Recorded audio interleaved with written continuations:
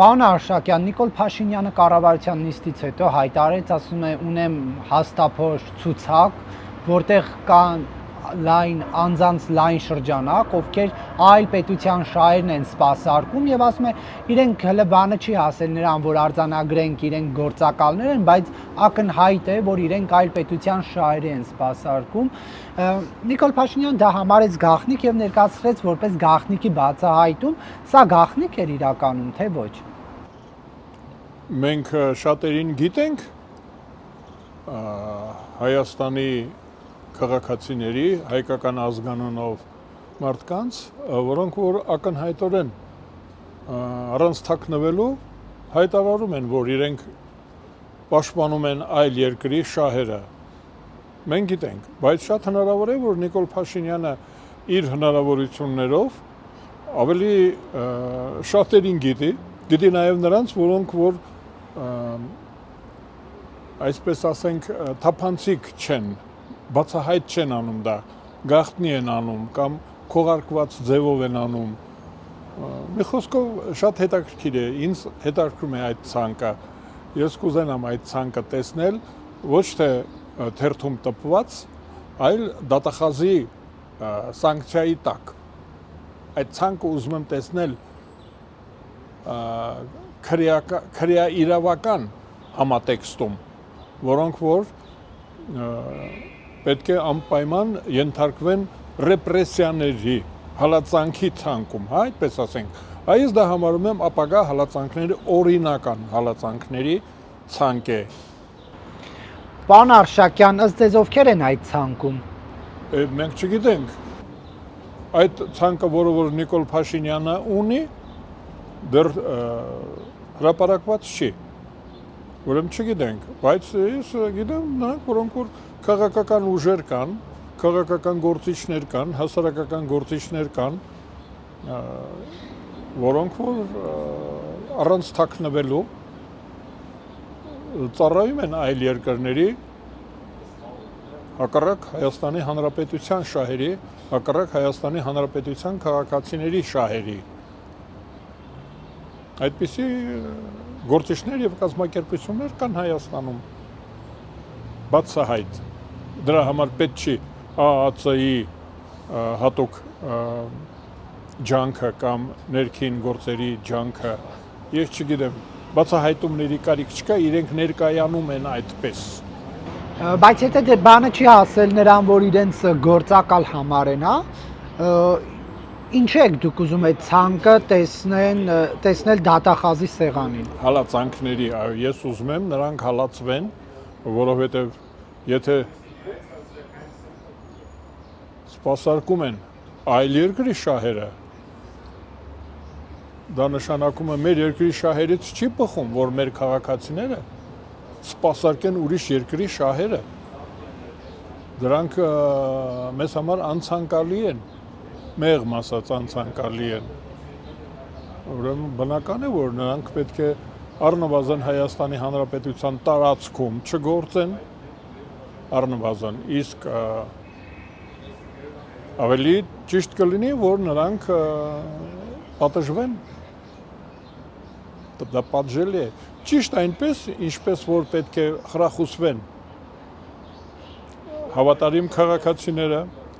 Հայաստանի Հանրապետության շահերը սպասարկող քաղաքացիները, Հայաստանի Հանրապետությանը ծառայող քաղաքացիները,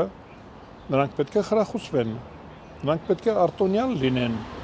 պաշտպանված լինեն։ Դուք հիմա դաշտում ում եք տեսնում, որ այլ պետության շահեր են սպասարկում։ Քաղաքական ուժերի, օրինակ, Բարգավաճ Հայաստան կուսակցությունը ունի հուշագիր Եդինայա Ռոսիայի հետ, նրանք դա չեն թաքցնում։ Հանրապետական կուսակցությունը ունի այդպիսի պայմանավորվածություն, ասենք, նույն Եդինայա Ռոսիայի հետ, այդ հիմա նորաբույս, ասենք, նույնիսկ չթաքնվող Ռուսաստանի քաղաքացի, Կիպրոսի քաղաքացի հանդիսացող Սամվել Կարապետյանի քաղաքական հավակնությունները ապահովող քաղաքական ուժերը, քաղաքացիները, դրանք Այ ասում եմ Սամվել Կարապետյանի քաղաքացիները ակնհայտորեն համայն աշխարհին ի ցույց դրվեց, որ Սամվել Կարապետյանը այլ երկրի ղեկավարը ասեց, որ մեր շահերի ներկայացուցիչը Հայաստանի Հանրապետությունում արտոնություններ չունի։ Դիմեց մեր երկրի ղեկավարին, ասեց, որ ազատություն տվեք, գործունեության ազատություն տվեք մեր երկրի շահերը պաշտպանող մեր քաղաքացուն ձեր երկրում։ Ապօրինի ազատություններ, ապօրինի արտոնություններ տվեք։ Ուզում ասել դրանից այն կողմը ինչ պետք է լինի։ Սամվել Կարապետյանը եւ հարակից կամ նրան աջակից, նրան ենթակա քաղաքացիները ակնհայտորեն սպասարկում են այլ երկրի շահերը եւ հայտարարություններ ունեն քաղաքական մեր երկրի դեմ։ Պարոն Արշակյան, Սամվել Կարապետյանից խոսեցիք, ասում է 100% է շանսերը գնահատում հաղթանակի։ Վստահ է, որ հաղթելու է ինքը, դուք տեսնում եք նման միտումներ, թե ոչ։ Ես ոչ կոմպետենտ եմ համարում Սամվել Կարապետյանին, քաղաքականության մեջ ինքը պրոֆան է, ոչ արհեստավարժ, հմտություններ չունի եւ անպատասխանատու հայտարարություններ է անում։ Դրանք անպատասխանատու հայտարարություններ են, 100% ընդհանրապես դա ցույց է տալիս, թե ինչքան անտեղյակ է մարդը քաղաքական իրադրություններին։ Քաղաքական մշակույթին 100%։ Նույնիսկ սովետական միությունում Ստալինի ժամանակ, երբ որ գնդակահարություններ էին, գուլագներ էին, արտաքսումներ էին, 100% չի եղել։ Հիմա դուք պատկերացրեք ինչ մակարդակ ունի այլ երկրի շահերի պաշտպանը Հայաստանի Հանրապետությունում 100%։ 1000 ասի կամ 5000 դա որակի խնդիր է։ Ցույց է տալիս, թե ինչ աստիճանի է մարդը պատրաստված քաղաքական կյանքին։ Պարոն Արշակյան, բայց ինչի է կարծում, որ Սամվել Կարապետյանը չի հաղթելու։ Ես վստահում եմ մեր ժողովրդին։ Ես հավատում եմ իմ հայրենակիցներին, իմ քաղաքացիներին։ Մենք ազատություն ենք սիրում, ժողովրդավարություն ենք սիրում, մենք մեր պետությունը սիրում ենք, անկախությունը սիրում ենք, մենք ուզում ենք ազատ լինել։ Սամվել Կարապետյանը մեզ այլ բան է առաջարկում։ Առաջարկում է լքել առաջադիմությունը, հեռանալ արևմուտքից, շուռ գալ դեպի Եվրազիական միություն, Մաքսային միություն, Եվրազիական միություն, ոսկե հորդա, գնալ դեպի հումքահանքային հետադիմական տնտեսական համակարգ։ Իր կենսագրության մեջ այսօր հիմա ինքը ազատազրկված է կոռուպցիայի, չարաշահումների, հարկերից խուսափելու, վատ կառավարելու համար ազատազրկված է մարդը։ Վատ կառավարիչ, որպես ազատազրկված է։ Բայց ասում են, սա քաղաքական հետապնդում է։ Չէ, տեսեք ինչ ենք խոսում։ Մենք երկու մաս ենք բաժանում։ Կա քաղաքականություն, որտեղ ինքը հայտարարում է 100%-ով հաղթանակի հույս ունի։ Դա ասում եմ, դա քաղաքական գործ չի, հայտարարություն չի։ Որպես քաղաքական գործիչ ինքը արհեստավարժ չի, պրոֆեսիոնալ չի։ Իսկ ունեցվածքի առումով որպես գործարար, հենց հիմա նա որպես վատ գործարար ազատազրկված է, տնային կալանք է կամ բանտային կալանք է, իրավունքներից զրկված է, տեղաշարժի իրավունքից զրկված է։ Պատկերացրեք, մարդը չի կարողանում այցելությունների գնալ, չի կարողանում հյուր ընդունել, չի կարողանում քաղաքական միջոցառումների մասնակցել անձամբ։ դա ոնց կարող է հաղթել։ Մարդը նույնիսկ ինքը չի տնօրինում իր ազատությունը։ Իր ազատությունը չի տնօրինում։ Ոնց է սովորական քաղաքացին։ Սովորական քաղաքացին ուր ուզի կգնա, երբ ուզի կգնա, ինչ միջոցառման։ Հա, բայց այդտեղ որ իրան կալանքի տակ են դրել, իր մեղավորությունը ո՞րն է։ Ես ասում եմ, որ եթե ինքը չի կարողանում ժողովրդավարական Հայաստանում չունի կարգավիճակ ազատ քաղաքացու, մեր ժողովուրդը ոնց պետք է նա հետևից գնա։ Բարեգործություն որպես օգնություն, այո, աջակցություն ես պատրաստ եմ թխվածքաբլիթ կուղարկեմ իրեն։ Հանձուկ են ասում, պերեդաչի կուղարկեմ, դա բարեգործություն է, դա աջակցություն չի քաղաքական նրա ծրագրին։ Երբ որ մենք ասում ենք մեղմ պատժեք, չի հասկացել ինչ է անում, դա նրան չենք աջակցում, մենք նրան կարեկցում ենք։ Սամվել Կարապետյանը այսօր կարեկցության կարիք ունի։ Ինքն այդպես չի մտածում, ինքը ասում է ընդհակառակ ինձանից վախենում է իշխանությունը։ Այո, վախենում է իշխանությունը, որովհետև այն ինչում որ դատախազությունը նրան մեղադրում է, դա վախենալու բան է, վտանգավոր է, պետությունը սնանկանում է, օրինակ ես անձամբ ես, մեր տանը ունեմ շարժական գեներատոր էլեկտրական, հոսանքազրկումների ժամանակ ես գեներատորը աշխատացնում եմ։ Դե բայց արդեն քանի ամիս է հեծիրանը չի ինչ։ Ուրեմն համակարգը քանի տարի համակարգը այդ էլեկտրոցանցը չի վերանորոգվել կամ ես չգիտեմ տեխնիկական խնդիրներ կան, ես դրանք չգիտեմ, բայց ինքը գերշահագործել է, մաշեցրել է էլեկտրոցանցերը։ Ես ասում եմ իմ տանը կա գեներատոր, իմ հոսանքները անջատվում են դեռևս նախքան այս միջադեպը,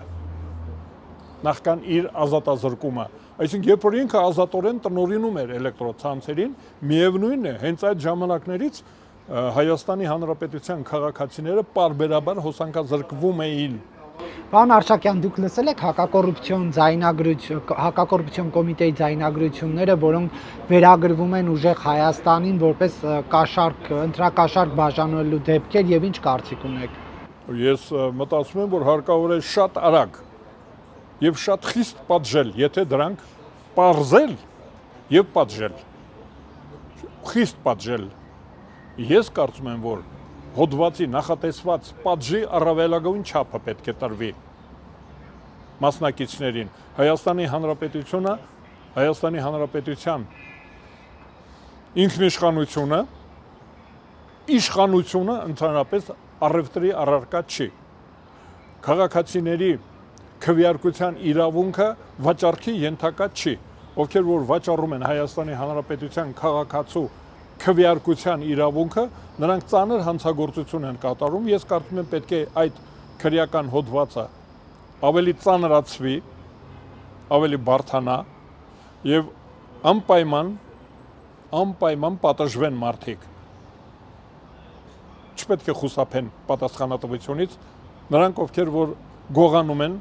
Հայաստանի Հանրապետության իշխանությունը, անկախությունը, ժողովրդավարությունը։ Կարծում եմ, որ պետք է պատժվեն խիստ։ Եվ այդ ձայնագրությունները բովանդակությունը ինչի մասին է, ինչպիսի քաղաքական գաղափարախոսության մասին է, եթե լսել եք, այնտեղ ասում է սրան 100,000 տվեցի, նրան 100,000 տվեցի, բերեցի շալվար առատ տարա, ճիշտ է դեռ դատարանի որոշում չկա, անմեղության կանխավարկածը պետք է պահել, ճիշտ է նաև որ ձայնագրությունները ամբողջական չեն, բայց այնուհանդերձ այդտեղ կա մարդկանց շալվար առնելու ինչ-որ խոսակցություն, սա ինչի մասին է, ինչ երևույթ է սա։ Սոցիալապես անապահով մարդկանցից գողանում են ձայնը։ Ձայնը գողանում են։ Սոցիալապես անապահով մարդը տալիս է իր ձայնը։ Ես կարծում եմ, որ նրանք նույնպես պետք է պատժվեն, ովքեր որ շալվարի հետ փոխում են հայրենիքը, ժողովրդավարությունը, անկախությունը, իր քաղաքացիությունը, այ քաղաքացիությունից հրաժարվում է մարդը շալվարի, ասենք, բաճկոնի կամ զգեստապահարանի հետ, այդպիսի մարդը պետք է պատժվի։ Այդպիսի մարդը, տեսեք, ես ինչ եմ ասում, այն մարդը, ով որ վաճառում է իր ազատությունը, կամավոր վաճառում է, նա նույնպես պետք է պատժվի, որտեղ դա ինքնավնասարարություն է։ Ինքնավնասարարությունը, քաղաքական ինքնավնասարարությունը նույնպես պատժի արժանի է, պետք է պատժվեն։ Իսկ չարաշահողը, շահագործողը, գողացողը ավելի ծանր պատժի պետք է արժանանա։ Դրա մասին է։ Պետք է մեկընդմիշտ արմատախիլ արվի Հայաստանում ընտրություններ կեղծելու մշակույթը, շաքերտների վերջ վերցնի մշակույթը։ Մենք պետք է իմանանք, որ ժողովրդավարությունը, ընտրության իրավունքը անձեռնամխելի են։ Անկախությունը, ժողովրդավարությունը, քվեարկության իրավունքը անձեռնամխելի են։ Խիստ կպատժվեն, ովքեր որ կհամարձակվեն խախտել այդ օրենքը։ Ես ուզում եմ, որ այդպես լինի, մեր չարամիտ քաղաքացիները սարսափեն այդ հոդվածից։ Պարոն Արշակյան, իսկ իշխանությունն ունի մեղքի բաժինը, որ դեռ նման երևույթներ կան, այսինքն սոցիալական խնդիրը լուծված է կամ այն մակարդակի հասցված է, որ մարդիկ կարիքի մեջ չլինեն, առաջնային անհրաժեշտության ապրանքների կարիք չունենան, որ իրենց քվեներ չփոխանակեն նման բաների։ Միշտ էլ ցանկացած երկրում կան սոցիալապես անապահով մարդիկ, տարբեր պատճառներով, այդ թվում եւ իշխանության պատճառով։ Այնտեղ, որտեղ որ իշխանությունն է մեղավոր, ես դատապարտում եմ իշխանությանը, մեղադրում եմ իշխանությանը։ Թող ապահովեն։ Մարդիկ սոցիալապես առնվազն այնպես պետք է լինի, որ նա այդ անհրաժեշտ կենսամակարդակի զամբյուղը պետք է ունենա յուրաքանչյուր քաղաքացի եւ Հայաստանում բնակվող ոչ քաղաքացի։ Մեր մոտ թշվառներ չպետք է լինեն։ Մենք պետք է արդյունավետ աշխատենք, արդյունավետ կառավարենք, որպեսզի մարդիկ այդ աստիճան թշվառության չմատնեն, բայց եթե կան այդպիսիք, ուրեմն միևնույն է, նրանք իրավունք չունեն օրենքը խախտելու, նույնիսկ թշվառ մարդը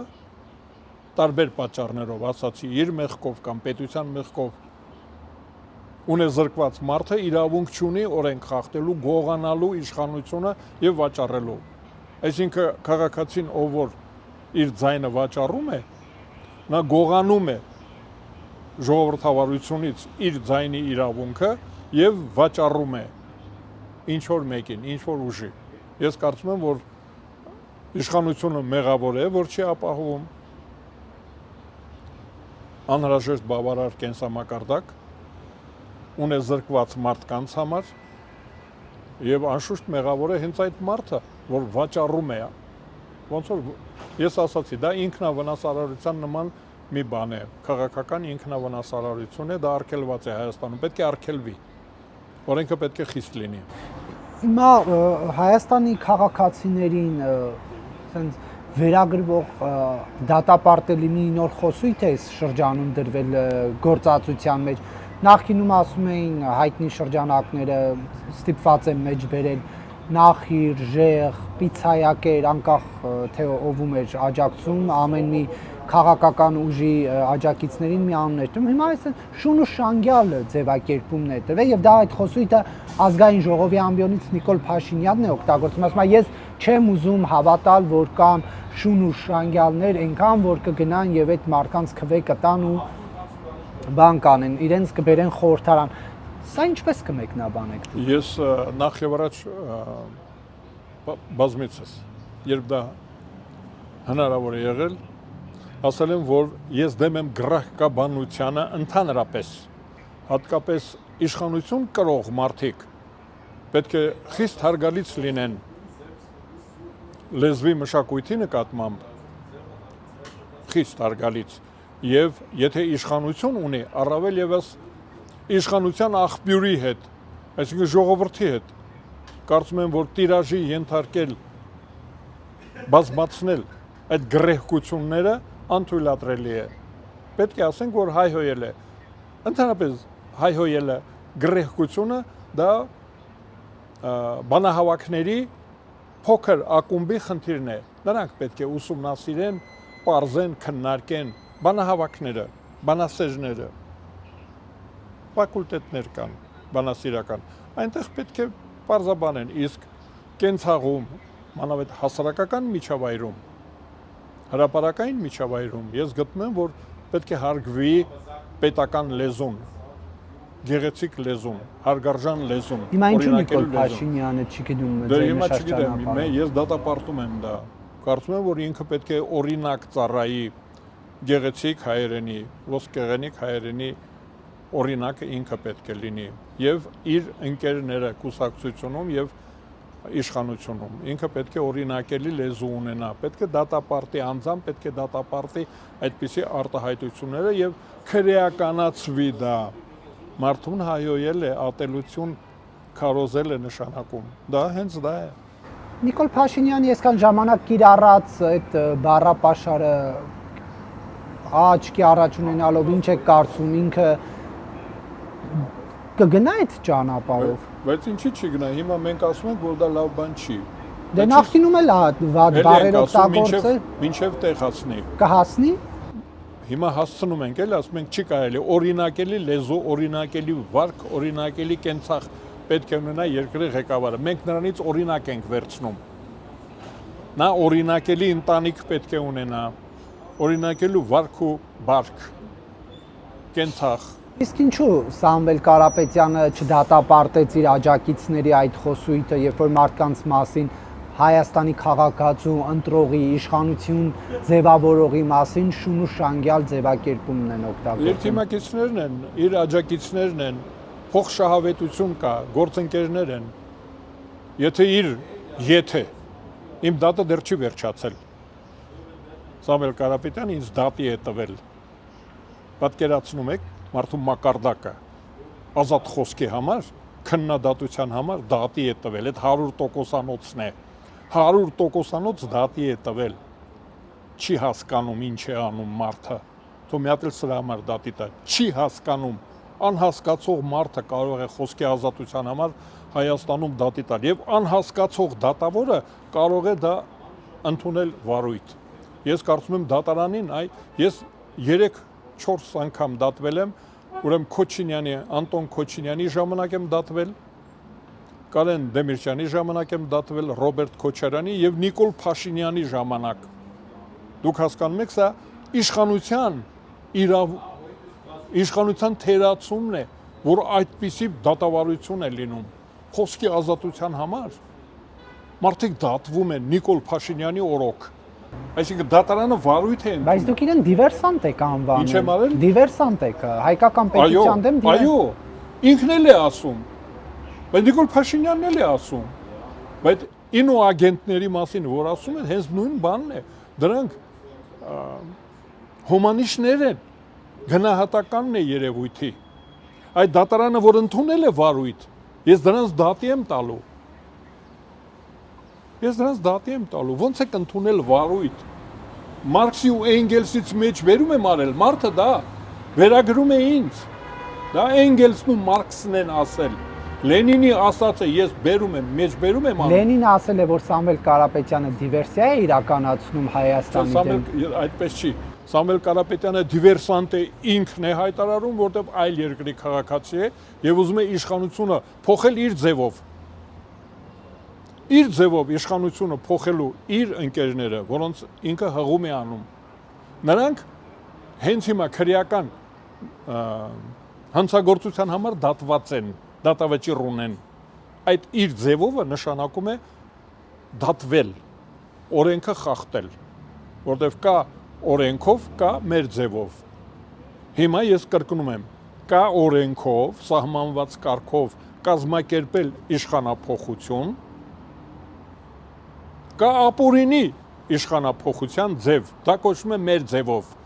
Իսկ մեր ձևի համար ինքը հղում է անում, ում հետ միասին։ Ուրեմն ես կրկնում եմ, թող մի դատավարություն էլ սկսի։ Հայաստանի Հանրապետությունում օրենքը պարտադիր է բոլորի համար։ Այդ ձևով է կատարվում Հայաստանում իշխանափոխություն, ընդհանրապես կյանքը կարգավորվում է օրենքով։ Ուրիշ ձևը հանցագործություն է, թող դատի տա, թող դատարանը ընդունի։ Ես ասում եմ, ազատազրկվել եմ 12 տարի, ճանաչվել եմ հատուկ վտանգավոր ռեցիդիվիստ։ Սրոկս անցկացրել եմ Վլադիմիրում, Չիստոպոլում, Կոչինոյում, Դուբրավլագում։ Այնտեղ ինձ գիտեն։ 20 բանտում եղել եմ Սովետական միության կամ 25։ Ես մինչև 20-ը կարող եմ հաշվել։ Ես ասում եմ Բրեժնևի ժամանակ դատվել եմ, Նիկոլ Փաշինյանի ժամանակ դատվում եմ։ Ես դա իրեն հիշեցնելու եմ միշտ։ Նիկոլ Փաշինյանի օրոք ինձ դատում են, որտեվ ինքն էլ է ասում դիվերսանտ, բա ինչի իրան դատի չի տալիս։ Ինչի։ Ուրեմն Նիկոլ Փաշինյանից վախենում է, ինձանից չի վախենում։ Վախկոտ է ուրեմն։ Մենք մի հոդված էլ ավելացնենք, ուրեմն վախկոտ է։ Բա ինչի Նիկոլ Փաշինյանին դատի չի տալիս։ Պարոն Արշակյան, Ռոբերտ Քոչարյանը կարծում է, որ եթե հանձնաժողովները ընտրատեղամասերում պատշաճ վերահսկողություն իրականացնեն, հնարավոր չի լինի իշխանությանը վերարտադրվել։ Քոչարյանը ժողովրդավարական գործիքի վրա է հույս դնում, սա ինչպես կմեկնաբանել։ Օրինակ ես հիշում եմ Ամեկ Պլյուսից մի կադր տարածվում, որտեղ հանձնաժողովի անդամը պատմում է, թե ոնց են Քոչարյանի աջակիցները մտել, իրեն բռնության ենթարկել եւ երբ որ Քոչարյանը առաջին անգամ էր առաջադրվել նախագահի պաշտոնում, այդ 98 թվականի դրվագ է պատմում ըստ Ամեկ Պլյուսի հեռարձակած կադրերի։ Ասում են մտան 40 հոգի կամ լավ թիվ չասեմ, որ չշփոթեմ, ասում են մտան մեկը մազերիցս քաշեց, մեկը հարվածեց գլխից եւ Քոչարյանի կողմ քվեները լցրեցին քվեատուփի մեջ։ Հիմա այդ նույն Քոչարյանը ասում է հանձնաժողովի անդամները, եթե պատշաճ վերահսկողություն իրականացնեն, արդար ընտրություններ կլինեն։ Սա ինչպես կմեկնաբանեք։ Ես ոնց պետք է մեկնաբանեմ Ալիևի հայտարարությունները։ Ռոբերտ Քոչարյանը փոքր պարտկոմ է եղել Ալիևի կուլտուրայում։ Թող ինքը դա դատի տա Վենեդիկտովին։ Կամ իր կենսագրությունը թող նայի։ Որտեղից է գալիս Ռոբերտ Քոչարյանը։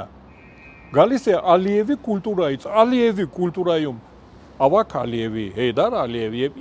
Իլհամ Ալիևի մոտ ընտրությունները հանձնաժողովները վերահսկում են։ Իր օրոքել է վերահսկվել հանձնաժողովները։ Հանձնաժողով վերահսկել են ընտրությունները։ Ես ասում եմ, որ ոնց կարելի է քննարկել։ Ես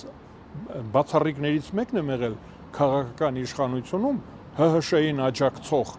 որ դեմ եմ եղել Ռոբերտ Քոչարյանին Հայաստանում իշխանության բերելուն, բաց, մեր տանը խոհանոցում չէ, ելույթ եմ ունեցել, հայտարարել եմ, որ չի կարելի պրովինցիալին, Ալիևի կուլտուրան կրող մարդին բերել Հայաստան ու իշխանություն տալ, իդեմս Ռոբերտ Քոչարյանի, հրաժարականից Լևոն Տեր-Պետրոսյանի առաջ եւ Լևոն Տեր-Պետրոսյանի հրաժարականից հետո եւ հիմա արդեն 30 տարի հետո կրկնում եմ կոպիտ սխալ էր Ալիևի պարտկոմին բերել Հայաստան կոպիտ սխալ էր այստեղ էլ կային պարտկոմներ Հայաստանում աճած պարտկոմներ Քոչինյանի, Դեմիրճյանի օրոք աճած Սուրեն Հարությունյանի օրոք աճած պարտկոմներ կային, օրինակ Գագիկ Հարությունյանը, Խոսրով Հարությունյանը եւ այդպիսի շարք։ Նրանցից մեկին թող ընտրեր իշխանությունը Հայաստանի կուլտուրայով, անկախ նրանից, որ դա պարտկոմ է։ Բերեցին Ալիևիզմը, այդ ֆեոդալիզմը բերեցին Հայաստան։ Հիմա մենք ֆեոդալի մասին կարծիք ենք հայտնում։ Ինչի՞ նա ընդհանրապես պետք է մոռացության տալ եւ նա պետք է բանտում լինի մարտի 1-ի համար, հոկտեմբերի 27-ի համար եւ Հայաստանը զավթելու համար։ Այդ պետք է նոր գործ հարուցվի Հայաստանում իշխանը զավթելու համար։ Լևոն Տեր-Պետրոսյանի հայտարարությունը իշխանության զավթելու մասին էր։ Այդ դա պետք է սկսվի, քանի դեռ Լևոն Տեր-Պետրոսյանը կա։ Թող բացատրի իր հայտարարության տեքստը հրաժարականի ովքեր էին զավթում իշխանությունը, այդ զավթիչը Ռոբերտ Քոչարյանն է։ Ալիևը զավթել էր իշխանությունը Հայաստանում։ 20 տարի Հայաստանում Ալիևի կադրերը իշխանություն են ունեցել եւ Հայաստանը տկարացել է, խեղճացել է, կորցրել է Արցախը։ Դրա հետևանքով, նրանց իշխանության հետևանքով մենք կորցրեցինք Արցախը։ Ալիևի կադրերի հետևանքով, այդ դիվերսիա էր դա։ Ալիևի կադրերին, պարտկոմներին բերել Հայաստան տալ իշխանությունը, Հայաստանը տվեցինք նրանց ու հիմա մենք չունենք Արցախը։ Հիմա ինչպես էր ընտրությունները Քոչարյանի օրոք անցնում։ Ինչերը։ Ընտրությունները։ Ինչ ընտրություն։ Նախագահական, Դա խորհրդարանական։ դրանք ինչ ընտրություն են եղել։ Մարդը հանում փողոցում գնդակահարում էր ընդդիմությանը, դա ընտրություն է։ Գնդակահարում էին, հոդա թաքուն չի եղել, զանգվածային է եղել։ Մարդիկ բանտերում էին, բայց դատավճիռները, որ բեկանվում են միջազգային դատարանի կողմից, բեկանվում են դատավճիռները։ Հենց Նիկոլ Փաշինյանը ինքը արդարացվել է, չէ՞։ Բայց ո՞նց ենք հասկանում դա։ Ուղղակի իմ այդ նույն դատավորը, որ քաղաքական գործիչների հետ կապված ինչի անի, չէ, շատ կարևոր է այս հանգամանքը։ Համաձայն եմ։ Մնացական Մարտիրոսյանը, որ ընդդիմությանը դատում էր, հիմա էլ այս իշխանության օրոքել են։ Ակննդական, համաձայն եմ։ Տեսեք, համաձայն եմ։ Ակննդական, դատել ես, պետք է դատվես։ Սուր ես բարձրացել, սրից պետք է ընկնես։ Բոլոր դատավորները պետք է իմանան, եթե սուր են բարձրացնում քաղաքացու վրա, իրենք սրից կընկնեն։ Ես կարծում եմ, որ ահա որ խայտարակություն է, որ դատավորները անարդարացի վճիռ կայացրած։ Այսինքն եթե արդարացնում ես, եթե արդարացում է եղել, ուրեմն դատավորը անարդար է եղել, նա պետք է պատժվի։ Բայց նրան հանենք Ռոբերտ Քոչարյանի օրոք ընտրությունների հետևանքով մարդիկ ազատազրկվել են, գնդակահարվել են, զոհվել են։ Ընտրությունների հետ կապված մարտի 1-ը իր օրոք ա եղել։ Դա ոնց է մարդը հիմա նորից ընտրություններին, նորից մարտի 1, նորից գնդակահարություններ Երևանում, Հայաստանի մայրաքաղաքում, ցուցարարներին գնդակահարում եք, ընդդիմախոսին ազատազրկում եք։ Այդ է Ռոբերտ Քոչարյանը, հանցագործություն է նրա ազատությունը։ Նա երբ որ ազատության մեջ է, ուրեմն տեղի ունենում հանցագործություն։ Ես հիմա հանցագործության մասին հայտարարություն եմ անում, տեղյակ եմ պահում իրավապահ մարմիններին, մարտի 1-ը կազմակերպած մարդը, նրա օրոք տեղի ունեցած, նրա իշխանության օրոք։ Կարծում եք Աննա Վարդապետյանը գլխավոր դատախազը ականջալուր կլինի ձեր այս հայտարարությունը։ Ես գոհ եմ իրենից անկեղծ ասած։ Դուք հիմա իրեն եք դիմում ըստ էության։ Չէ, քաղաքական վճիռ կա։ Մարդը ներկայացրել է Վարդապետյանը։ Ես լսել եմ եւ շատ գոհ եմ։ Դուք հիմա ում եք ասում եք Ես ենթադրյալ քաղաքական իշխանությանը, ազգային ժողովին, կառավարությանը, Նիկոլ Փաշինյանին, հանցագործություն է նրա ազատությունը։ Տեսեք, նրա ազատությունը հանցագործության մասին է։ Հայաստանում տեղի ունենում հանցագործություն։ Իշխանության թողտվությամբ գուցե ավելի վատ, թողտվությունը քիչ է։ Գործընկերություն կա գուցե։ Եթե նա քաղաքական հայտ է ներկայացել, գործընկեր է դարձել քաղաքական իշխանությանը, Ռոբերտ Քոչարյանը հիմա գործընկերն է Նիկոլ Փաշինյանի, կոլեգա են։ Ռուսերեն էլ ասեմ։ Պարոն Արշակյան, այլ թեմայի անդրադառնանք։ Դուք թոշակառու եք, չէ՞։ Դուք կարողանում եք Կիպրոսի տոմսը առնել ձեր թոշակով։ Իմ թոշակով ես կարող եմ։ Բացի դրանից ես աջակցություն եմ ստանում հարազատներից եւ ընկերներից։ Չէ, միայն թոշակով, եւ ապրեք, եւ գնաք Կիպրոսի ծովափին հանգստան։ Դուք գիտեք, ես համարում եմ դա հաջողություն։ Ես ասացի, որ Ռոբերտ Քոչարյանի ազատությունը Նիկոլ Փաշինյանի համագործակցության հետևանք է, բայց որ թոշակները բարձրացել են, ես դա ողջունում եմ։ Հիմա բարձրացված 10,000 դրամով։ Դե հիմա այդքան է մեր ռեսուրսը։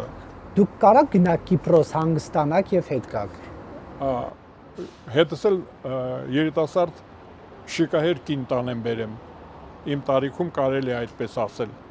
Ես ամուրի եմ։ Հա, բայց դա անլուրջ է։ Դա այդպես անլուրջ է։ Մարդը ուզեց ցույց տալ, հասկացրեց մրցակցներին, որ գոնե այդքան ինքը արել է։ Հա, բայց դա իրականությանը չի համապատասխանում։ Տեսեք, լավին լավ պետք է ասենք։ Չէ, դե դուք 10,000 դրամով կարաք գնաք Կիպրոս։ Չէ, 10-ով չէ, ինքը չգիտի անտեղյակ է։ Կարծում է թե այդ պետական ինքնաթիռը եկավ, տարավ, բերեց, չէ։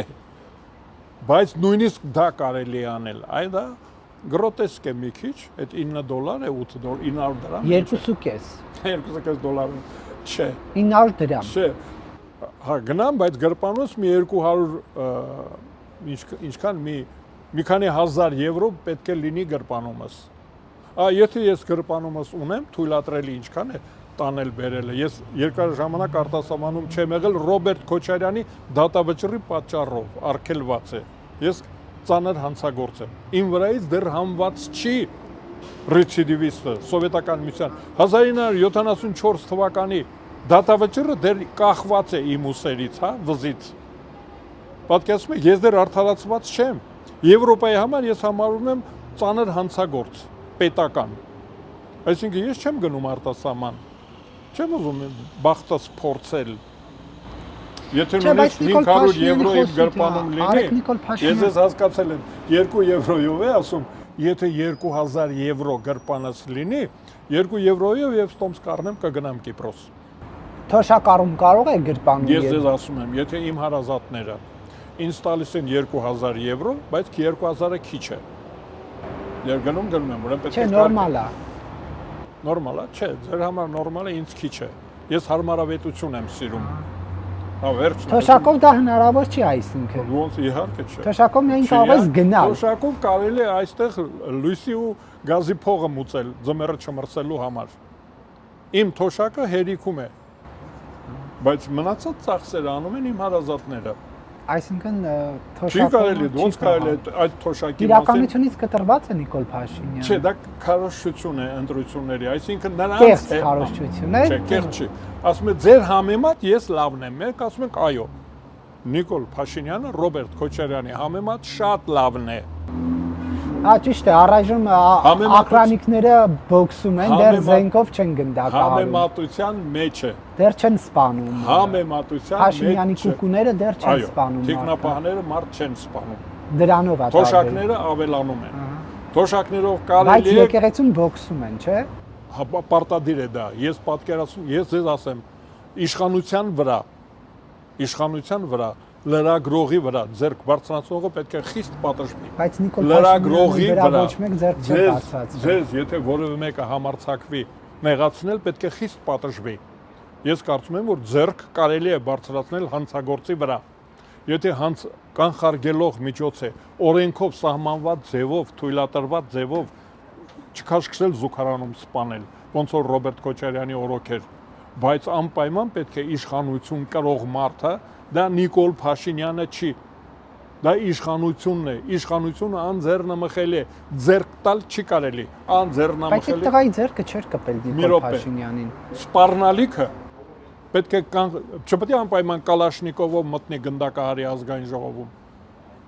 Պետք է կանխվի, պետք է իշխանությունը իմանա, ինքն էլ իմանա, որ ինքը հարգարժան է, անձեռնամխելի է։ Եվ քաղաքացիները նույնպես անձեռնամխելի է, չի կարելի ժողովրդի կողմից ընտրված իշխանությանը նեղացնել, սպառնալ, հայհոյել չի կարելի։ Ընդհանրապես հայհոյել չի կարելի, բայց քննադատել, դժգոհել, ջնջել, չընտրել, պահանջել կարելի է։ Ես ասեմ չուչելը կարելի է, այդ խրտվիլակը կարելի է սարքել եւ ծեծել խրտվիլակը իշխանության։ Դա հետաքրքիր բան է։ Խրտվիլակը սարքենք, ծեծենք տիկնիկին։ Վրեն գրենք էլի ով է տիկնիկը։ Ու ծեծենք, ճիպոտը հարենք, մուշտրա։ Դա էլ չի կարելի, գիտեք, չէ, արգելված է մուշտրան։ Պարոն Արշակյան, եւ վերջում մի թեմայի անդրադառնանք։ Նիկոլ Փաշինյանը սիրում է Ծառուկյանին, Քոչարյանին ու Սամվել Կարապետյանին կապել իրար հետ, բայց այդ կապը հիմնավորված է թե ոչ։ Ինչով։ Նրանք նույն տեղից են ղեկավարվում։ Ես ասացի, որ նրանք հուշագիր ունեն Եդինայա Ռոսիայի հետ։ Քոչարյանը ես դա բռնել եմ։ Գրպանում բռնել եմ գրպանահատին։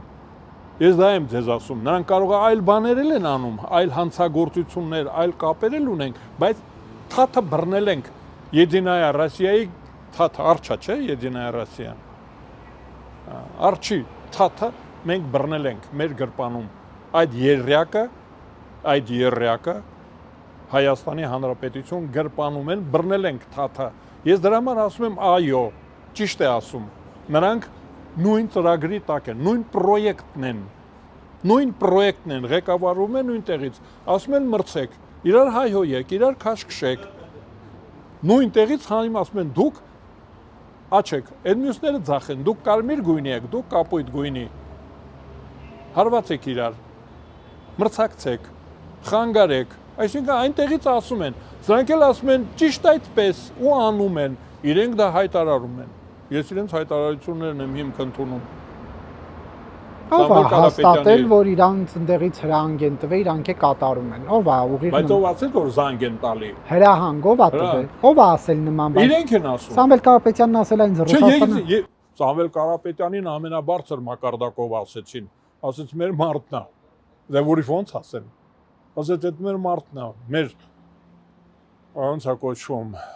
դելեգատը, հա, դելեգասիոն։ Դելեգատը, մեր դելեգատը ձեր մոտ բանտում է, այդ ոնց է եղել։